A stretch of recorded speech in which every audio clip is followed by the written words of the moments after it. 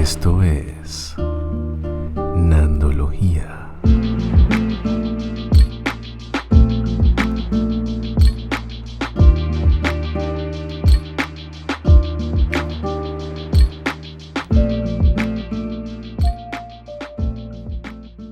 Hello, welcome to another episode of Nandología.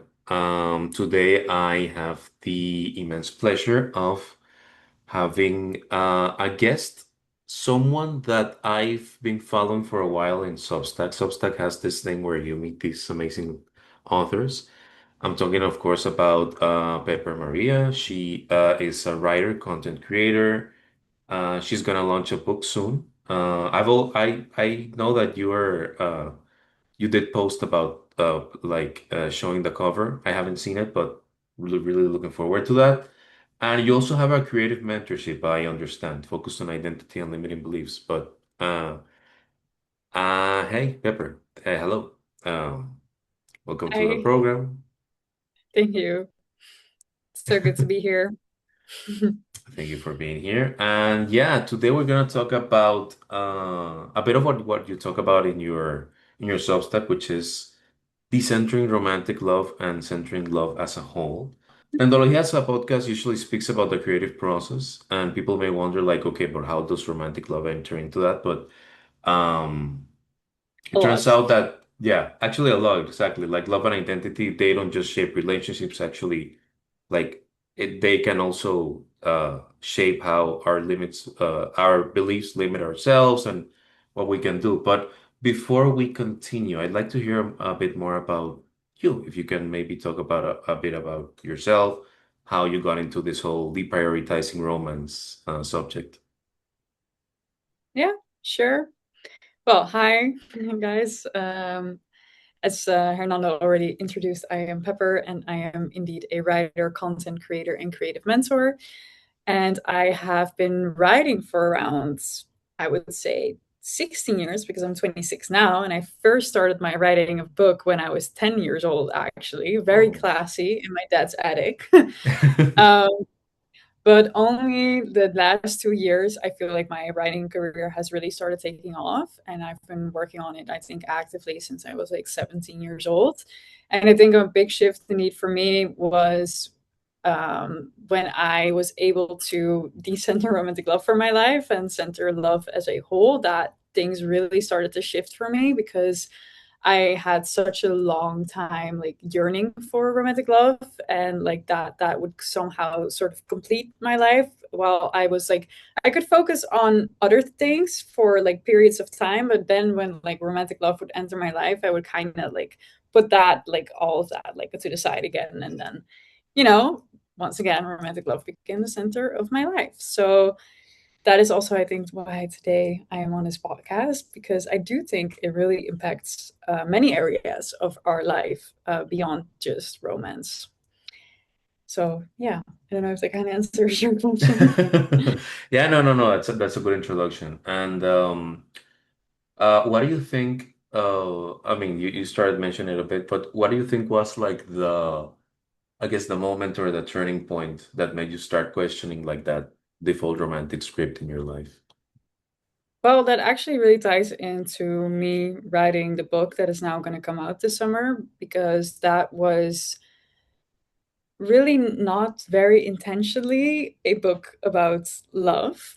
So that's kind of what it turned out to be now. And like the question, if people ask me what my book is about, I always say it's a memoir about my search for true love in today's society and if it still exists. But when I started writing that, I was not actually very aware of what it was going to be. I just had like this big question in my life because I felt so incredibly heartbroken at the time, because I actually just gotten out of a relationship where I found out that my ex-girlfriend at the time, like she cheated on me Oh. for basically our entire relationship. And that was already my third relationship in my life. And I was at the time, I think 25, 24. And I was just wondering, like, why is everything constantly like failing? Like, why am I now 25 and I've had three relationships that just didn't, like, it's also, I feel like that relationship with my ex girlfriend was like such a healthy relationship. at the time, I thought, and then I found out that it wasn't that entire time. And before that, I kind of had like two a little bit more toxic relationships that were like pretty forward about the toxicity of it. But like the fact that I thought that I was in a healthy relationship and then it turned out to be not, that just kind of broke something else like deeply within me. And I just started questioning the role that romantic love had in my life. And then I started writing that book from like a place of pain, I guess, and like trying to understand what love and life in general is about. And then when I was in that process, I actually fell in love again. Mhm. So like I think around like 7 months after my breakup, and there I really had like the feeling of that I was like, okay, I think this is like the one for me. Like that I felt like that feeling, like I had like what I wish I always saw in the movies, and like I always also dreamed about as a child already. I felt like I had that enormous big amount of love for that person. And then um, I was just so incredibly happy and in love, and I was like, okay, this is it. And then he turned out to have like pretty big commitment issues, but at the same time, I also kind of figured out that I had commitment issues as well. And then that kind of blew up in my face once again. And I think that's when things really, really started to shift for me, because I just had this huge expectation of like people like filling this like hole for me that I had. And when I finally found someone that I thought was really really going to fill that hole, but then I saw like within that connection and within that relationship, I saw like, okay, you might feel like the love of my life, but you're definitely not treating me in a way that I can live with you for the rest of my life. So Mhm. maybe we shouldn't be together then. And then again you have this new breakup that you go through where you feel like, okay, this was supposed to be it, but it wasn't. Because if I would have had chosen him to be the love of my life, then I would have led a pretty miserable life, because he had such a hard time choosing me like fully, and I deserve more than that. So that is kind of the part where I really really got tested if my self-love was bigger than the love I had for him. And glad to say I passed that test. We are here now. It's already 1 year ago, actually, like that we also broke up. But then I just saw like, whoa, I really put love, like romantic love, on a pedestal my entire life, but it's about so much more than that. And I think I always had this feeling that I knew that I had to be independent. I knew I was also like an independent woman, and I always had my shit together, and I was working towards a career, and I had big dreams. But still, like feeling wise, like sometimes you can rationally understand something very well, like your mind really understands something, but like your feeling is like it's slower. It's like behind. And that was also the case for me. It's like that feeling, I knew I had to be independent, but I kind of didn't want to be. And like unconsciously I had that. Mhm. And I just took a lot of time and a lot of hard choices within romantic love, like to actually come to the point where my feeling was aligned with my brain. And now I can honestly say that I am in a place like that where my brain has and my feeling is like completely aligning, and they're like, they truly understand like, hey, you are love. Like it is not like something that is outside of you. It's something that you are, and then you can exchange with people. And for all the other years of my life, I have been living kind of the opposite way. And I thought that love was something that somebody else was going to bring me. I saw a concept in one of your writing, well, actually in most of your writings, but one that said that you can I hope I'm saying this correctly. It's you can depatriarchalize your mind. You Depatriarchalize it. exactly, yeah. So and that's the centering romantic love and centering love as a whole. And I wanted to ask you about that concept about depatriarchalizing your mind, right? And I think it relates a lot to what you're saying. What does that mean to you? Well, I think that while decentering romantic love and centering love as a whole is a basically philosophy that is for anyone. So it doesn't matter if you're a man, a woman, a non-binary binary. Like it applies to everyone. I think in general, society has put a big weight on romantic love and less weight, especially within also Western societies. There's less weight on like family, community, friends, but also purpose. So it applies to everyone, but there is just, I've noticed a deeper layer for women because when I grew up, like since I was probably like 5 years old, like I already got taught that somehow, like the validation of a man is basically the highest form of validation that you can reach as a woman. Like I don't, or I didn't know any better than to live my life through a male lens. And if I was living according to being desired and wanted by men. So, like, for example, I was like 5 years old when I was in kindergarten, and like there were a lot of boys that were kind of like in love with me, and they were like constantly trying to get my attention so much that I eventually like changed classes and I couldn't like hang out with my friends because they were bothering me all the time. And then I was a kid, so I had no absolute clue. And that is, I think, how a lot of women also just grow up. It's like they don't know any better than that. At the end of the day, yes, you can have a career. Like, in many countries, it's now possible for a woman to pursue a career and to also even get higher up. But at the same time, it's never as important as it is that you find a husband and you settle down and you have children. Because I am now 26 years old, but there is going to come a day where I am 30 and I'm going to get questions all the time because I know that from my friends that are over 30 that are going to go questions like, yeah, but isn't your clock like ticking? Like, shouldn't you be worried about settling down and having children? Because, that's kind of what you're supposed to do. So there is this extra layer for women when it comes to like the pressure of like settling down and also having failed as a woman if you don't find a husband and have children.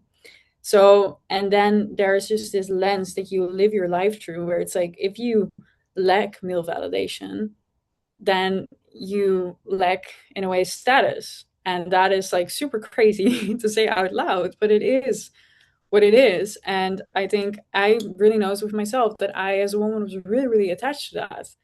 And even though, again, consciously, I could understand that I could build a life for myself and that I could be independent, but unconsciously, there were just so many of these like patterns, like thought patterns, that were still influencing me and influencing in the way that I was going about life without me having realized that. And I think growing up and having developed my frontal lobe or whatever, it's like I'm very aware right now of how much of what I like experience daily and what I think and how I feel is true living in a patriarchal society, and it's like not really fair.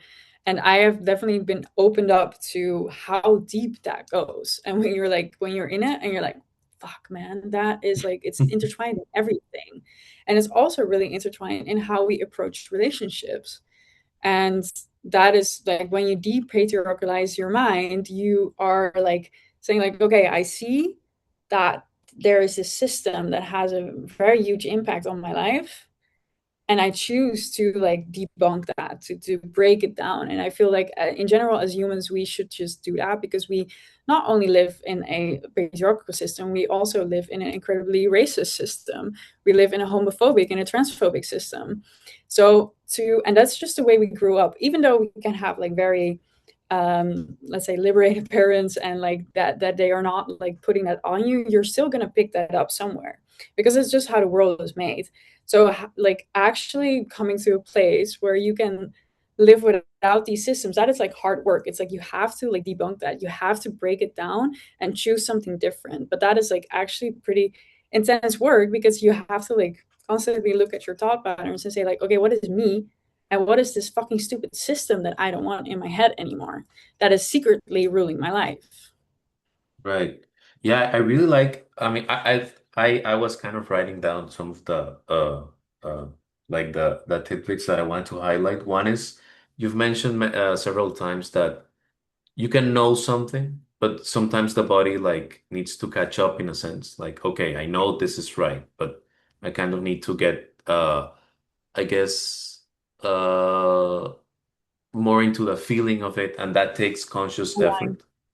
Yeah, exactly. And as you said, I think it can feel like an uphill battle constantly because it's not, since the world is made in another way, you kind of have to think about it consciously every single day, and you have to question yourself and have this self-reflection almost always, in a sense, which I guess Mhm. is how you're approaching the world right now, right?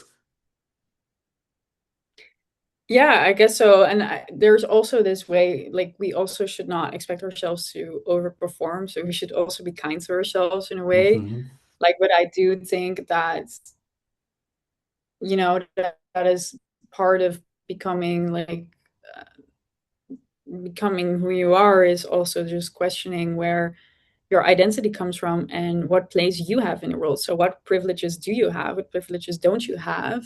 And how does that compare to other people around you? And how can you be as good as a human being as you can be? And how can you step into a purpose that makes the world a better place instead of worse? Because the world is already a very shit place. We don't need any more people making it worse. We don't need orange presidents. Um, like, um, and that is just a search of identity. So I think everybody should very much be self-reflective in that, but at the same time also be kind. That it can take some time, and we don't have to overperform all the time as well. It's like it can also make you crazy if you're constant in a state of self-reflection and feeling like you're not good enough or not worthy enough. Um, so Yeah, I think it's a balance, right? Like having yeah, this balance between always in this self-reflection, but also kindness with yourself, right? That self-compassion. I I love that you mentioned the identity thing because as I shared with you when we were kind of setting this up, there's this concept about being single at heart from this author mhm, called Bella de Paulo. I hope I'm saying that right. But basically, I got into this concept, I think, like a few years ago, because, I mean, in my personal life, I've also found, I mean, it's funny, when I read your articles, I was like, hey, I've also felt this in my life that romantic love has been defining a lot of things in my life without me realizing it. And when I start like questioning those things, I'm like, wait, but is this actually me? And the singular heart concept is basically, I mean, it's funny because it's a lot of what you're saying. It's not renouncing a romantic love or no, I'm never gonna fall in love or whatever. I mean, you can still do that because it's only human, right? But it's about yeah, not making it the reason for your existence, right? Like, oh, yeah, if I don't get this, then um I don't know, my life has no meaning, which is kind of like what you're saying, right? Like, yeah. in exactly in your case, you were saying like, if I don't get a man's love, for example, in this patriarchal society, then what's the point or whatever. But in this case, it's you can have meaning in your life with many other things, and I really like that. For example, in your case, you mentioned like when you descend to romantic love, you're not renouncing love. Love is in many other places, right? So, Yeah. uh, yeah, and I, I also wonder because I mean I come from a Latin American country, Colombia, but in your case, I mean you're from the other side of the world, right? But I find it so curious that uh, I mean you're describing a lot of the things that already happen here, and I can be under the impression that oh, it's a Latin American thing, but it's actually global, right? So. Um, uh, how do you? I wanted to kind of take this into the creative aspect, and I wanted to start like talking about how do you think this starts relating into how we lead our creative lives, this whole romantic and decentering romantic love. I think there are kind of two sides to Okay. that. How it like affects you creatively. I think one of the things that I see happen with myself, I saw, and which I still see happen today with a lot of people and creative people, especially, is that they have an insecure attachment style, basically. Hmm. and that really influences the way that they can live up to their potential. Because if you have an insecure attachment style, so not, and it's basically anything that is not secure, you clench on to like romantic love and to romantic love trauma, basically. Hmm. Whether even if you are aware of it or not, I mean, you can also be very avoidant, but still, then there is like not healthy romantic love in your life. And I see that with that happens so many creative people that they then lose themselves again, just when they are actually really making way in their own like career or creative life. And that is like, I think there's this, um, it is has so much more impact than I think a lot of people realize. Is like if you aren't able to, like, because at the end of the day, insecure attachment also has a lot to do with your self-worth. And if you really want to make it career wise, and especially as in a creative career, like you have to be one of the top performing 1% people at the end of the day. That is just what it is, because it's a very competitive field. And it's, how do you say, it's also not something that is often like really supported by the government to be able to grow. So you just have a lot of competition in that way. And the only way that you're really really going to make it if you combine your talent with your discipline. And but if you are like on track for a while and you are doing your shit, but then you lose yourself after a few months again in a romantic romance, and when you're just unhealthily attached, that person just becomes your world, and then everything else goes to the background again. But when you are trying to pursue a creative career, you cannot do that, because like you don't need a few months to make your creative career happen. You need a few years, maybe even 10 plus years, to come to a moment where everything like tip points. And I think a lot of people, that's also something that I've seen with people that I have spoken with and worked with, is that they think like, okay, I'm just gonna, like, for my creative career, it's something that I'm gonna do when I have a few months out of work, for example. Hmm. And then I'm gonna write a book, or I'm gonna start make a documentary or whatever, and then that is going to launch my creative career. But the actual reality is that 9 out of 10 times you have to do all of that next to your 9 to 5 for a pretty long time, because it's not those few months. If you start from scratch and you don't have any creative routine, you don't have any like structure around your creations, then actually bringing it to life and also letting it be seen by people and already being comfortable with that, a few months is not going to do it. And then the same goes for like, you can compare it to romantic love as well. Like if you are like doing it for a few months, even next to your 9 to 5, and you're doing all your shit, but then a romantic interest comes along and you completely lose yourself in it, and all of your creative nights go out of the window. All your passion projects are like, okay, no, no, no, I think I'm gonna launch it like maybe March. Okay, no, maybe May. And you're pushing it because your full attention is not on it anymore. And I think that is something that also people who create art are like 9 out of 10 times just such like loving, dramatic people as well. Like I myself too, like I Hmm. also love a little bit of passion and like how would you say, like a little bit of wilderness in my life and Okay. whatever, also for inspiration in a way. And that's also why I feel like so many creative people also do have maybe some, in a way, attachment issues, and that really is standing in their way of them living up to their full potential. And that is like a little bit of a hot take that I think a lot of people don't realize yet, because they always think it's about, because it's career, right? It's like not, and like, yeah, separation of like home and church. Do you say that? Is that a Right. saying in Not exactly, it's, but it's a saying. I get your point. Yeah, Yeah, yeah, yeah. But it's yeah. not, it's all intertwined. Exactly. Yeah, they bleed into each other, right? I mean, there's you can kind of separate them, but at the end of the day, they influence each other. I was wondering how you viewed the concept of self-worth and limiting beliefs and how it relates to both how we center or decenter romantic love, and also how that when you kind of turn the tables and start looking more into your creative pursuits, how that self-worth concept uh, feeds into that. Yeah. honestly, when it comes to like self-worth, that I think that is one of the biggest thing that has an influence on whether or not we can create, but also whether or not we can healthily love someone.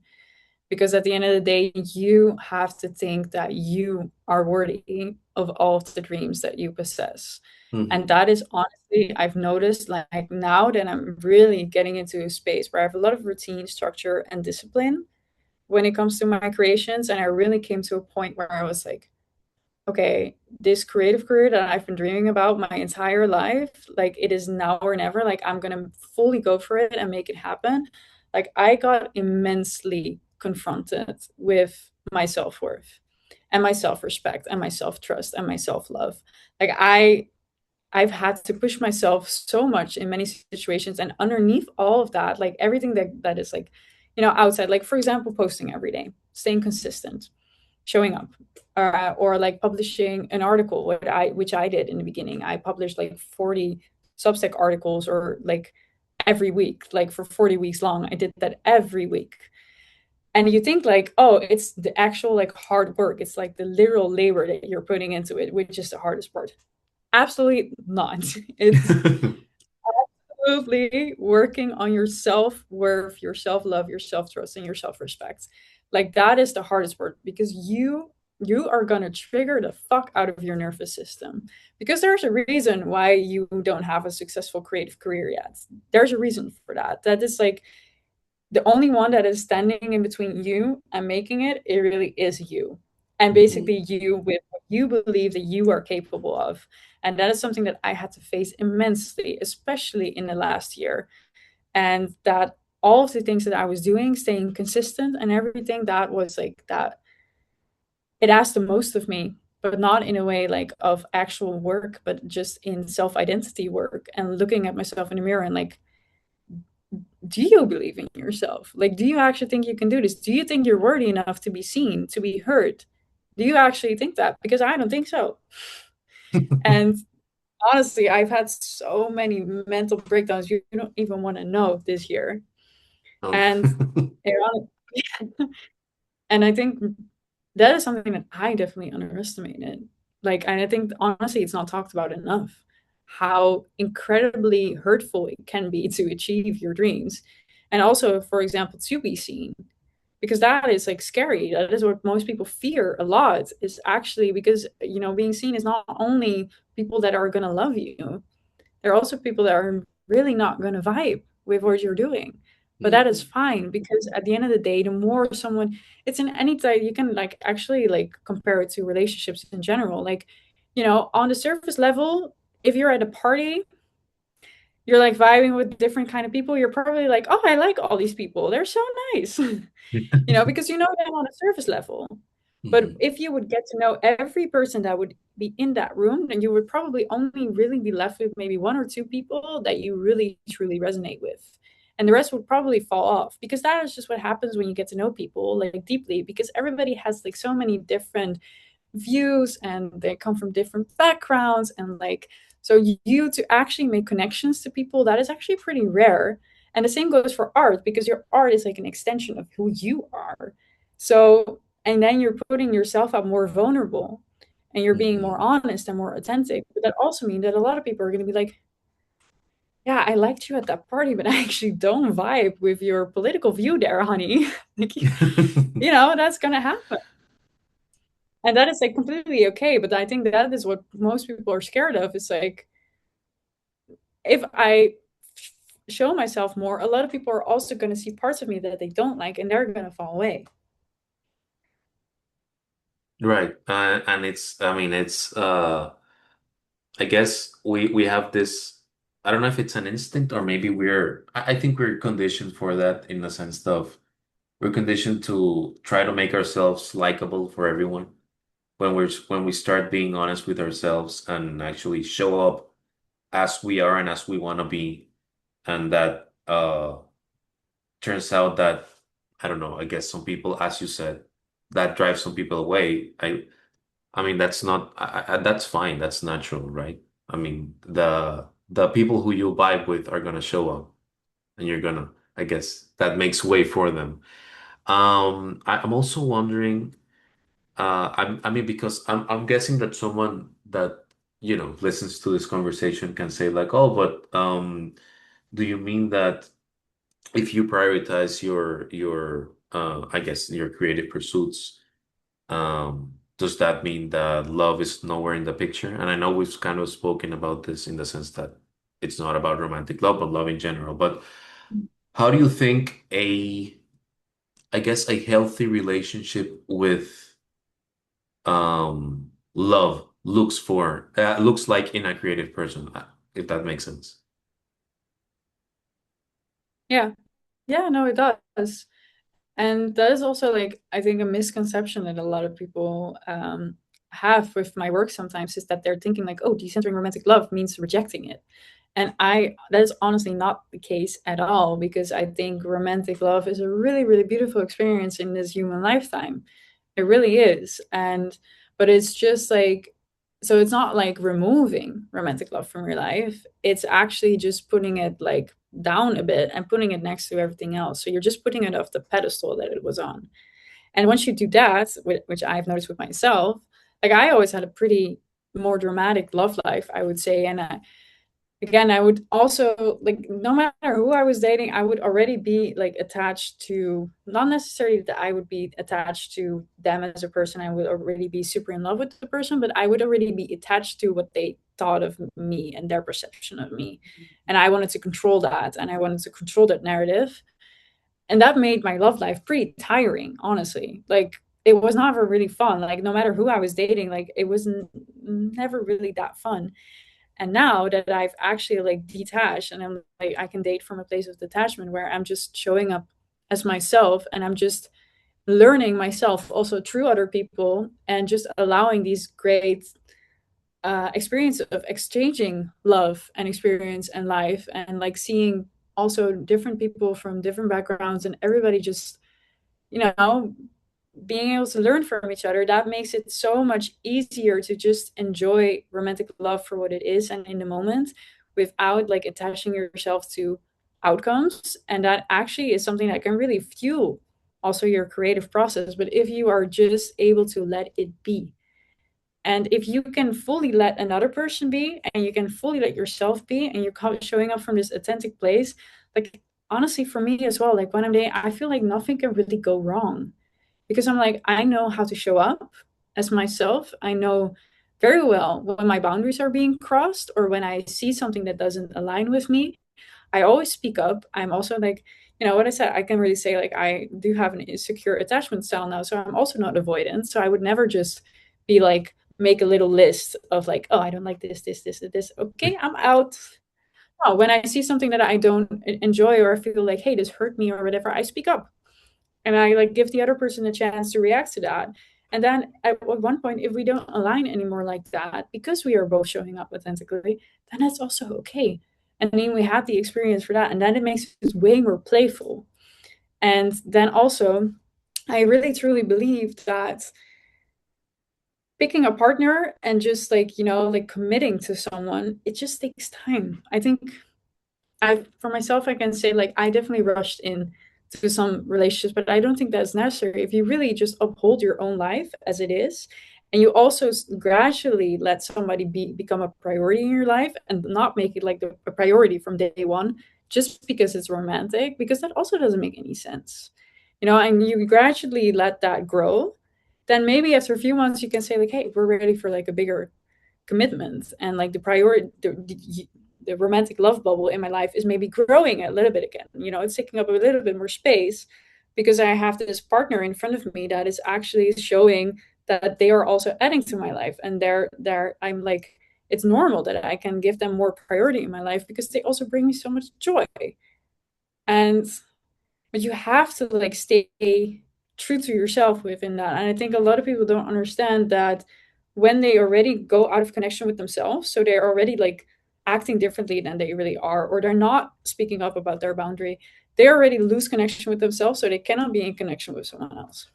And once you really, really, truly realize that you have nothing to lose, because whether or not you lose a connection with someone else, you never lose that connection to yourself. And that is the most important one at the end of the day. And you will always have people around you that will resonate with that version of you. But there's no control over who that is and in what specific time of your life that is. I So, love that. I love that concept of never losing connection with yourself, and I think that I mean, as you said, I wish that more people had that present in their lives, but I guess it's a struggle. And I also know mhm. that I understand you're doing creative mentorship work. Is that kind of like what you talk about in that creative mentorship?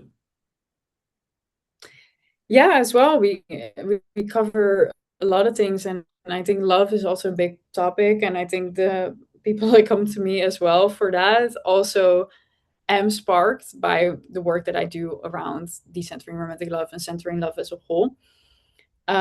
Because it is really important, like how much priority you can like really, really give it to your life. And I think for me, I just try to get them to a place where they become so ready to live up to their own full potential that there's nothing around them anymore that can stop them, because they truly believe in themselves and they believe in their purpose, and they truly believe that no one should side quest them from that anymore, and that they deserve to make it happen. And from that place, everything else will fall into place as well. But they first have to like have that strong foundations with who they are and with the life that they are building.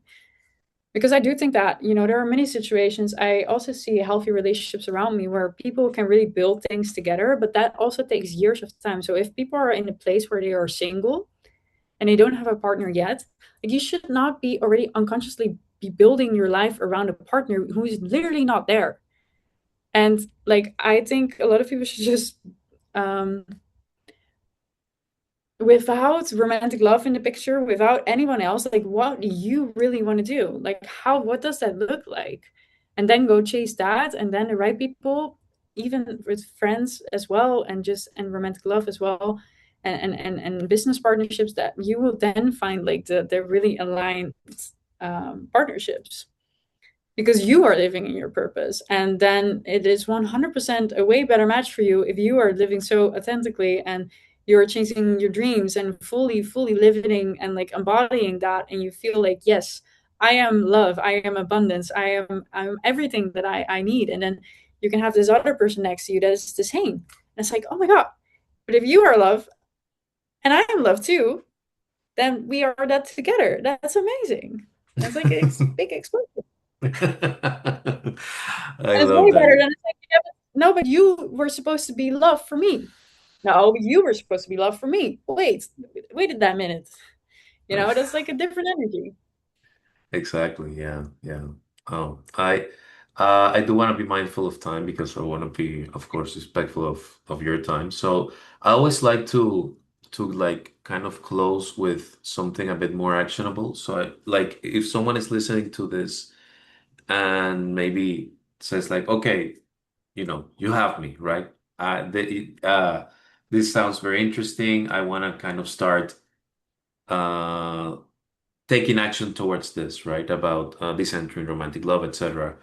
What would you suggest to this person that says, I don't know how to start, I don't know how to begin like reflecting on this. What would you tell them? I would say if somebody is already touched by what I'm saying and already resonates with that, that already means that this is something that is being imprinted now in your brain, like it's already getting a place. Hmm. And I would actually really suggest in any type of work, so even if that is for your creative pursuit or for your also just decentering romantic love in general, that focus on getting your feelings aligned with your brain, which I was already talking about earlier in this episode. And that just means that there will be like understanding that there will be a time where that is not the case yet. And just fully going into like theory about a lot of stuff and like hearing different perspectives and being open to that already helps change your brain. And that's already happening right now, because if somebody already made it to the end of this episode, they are already resonant. It's already opening up a new space. And like getting more of that and just finding like, okay, I think this perspective is really interesting. So diving deeper into that, when it comes to romantic love, you can look into to attachment. You can read books about it. You can listen to more podcasts, and just like follow creators as well that speak like give you a different perspective, and then just opening yourself up to that. And then at one point, you're gonna feel that in certain situations, you're gonna stand for a choice. You can go this way within your old patterns, or you can choose something new. And then you have to choose something new every damn time, even though it might feel like the hardest thing that you have to do, but you should do it. And it also like to be really harsh, but you're not special in that. Like especially when it comes to life, like I know heartbreak and like I've lived heartbreak. Like trust me. Oof, but I still made all the hard choices of actually choosing myself, no matter how I felt. And at one point, my feelings started aligning, but a lot of hard choices went before that. And that is just, I was not special. Like, there are millions of people that are having heartbreak too, and they are choosing differently than I am, and some are not. And I want to be the person that grows from this and that actually does changes. Like change just takes time. Change is really hard, and again, it's not special for anyone. So you gotta make the hard choices. And I have noticed that just getting a lot of information on the change that you want really helps. So just diving deeper into that, and then maybe finding also some routines. Like for me, for example, visualization is something that really helps me.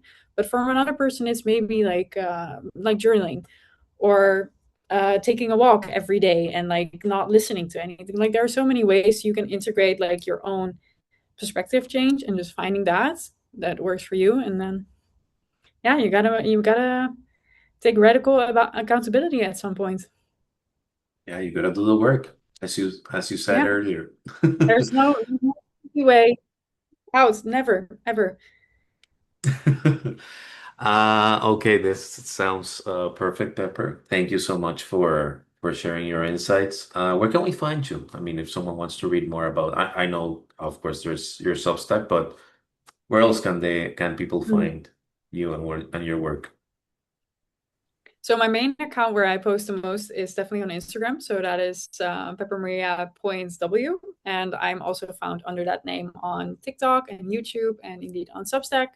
And now also my pre-orders from my book are actually live, which is like what I said in the beginning, a memoir on my search for true love in today's society and if it still exists. And honestly, it's also kind of the journey of like from me being like a very hopeless, desperate romantic to a woman that really believes that love is a state of being and that she experiences love everywhere all the time.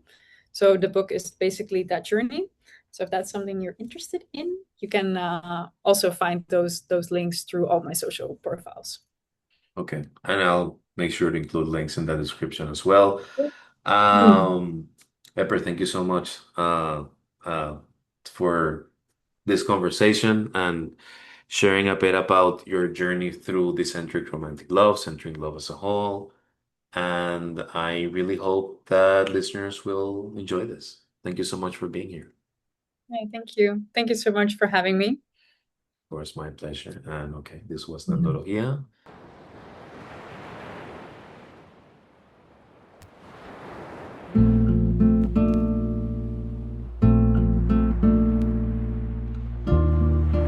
Esto es Nandología.